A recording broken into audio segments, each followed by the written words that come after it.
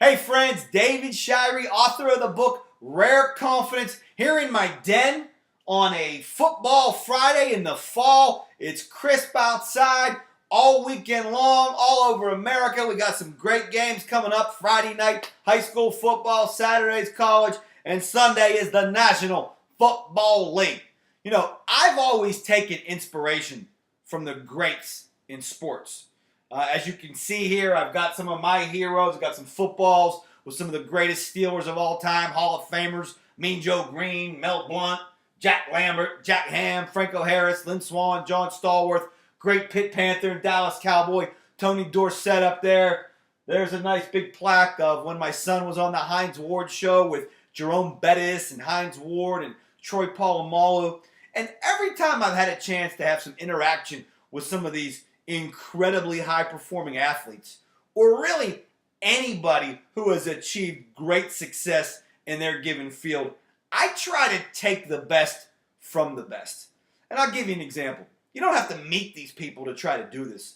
I remember seeing Jerry Rice interviewed on television one time, and they asked Jerry Rice, who was the best wide receiver of all time. I'm not a fan of Jerry Rice's, but I am a fan of what he's accomplished and his work ethic. And they asked Jerry Rice, Jerry, why every time do you catch the football in practice, do you run to the end zone? He said, I want my brain to be programmed that when I catch the football, my brain equates that with scoring touchdowns. So it could be in practice and I could be catching a ball from the fourth string quarterback on my own 10-yard line, but every time I'm headed upfield to the end zone. You know, Joey DiMaggio famously said at the very end of his career, I think it was the last weekend he ever played, and the pennant race was over and he was on one bad leg, but he was busting his backside out there, and the media and his teammates said, Joe, you know, why are you playing so hard?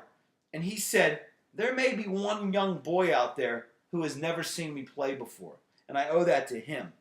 And in all walks of life, you can take inspiration from the greats. I don't care if you're a salesperson or an accountant or a lawyer or a director of IT at your workplace.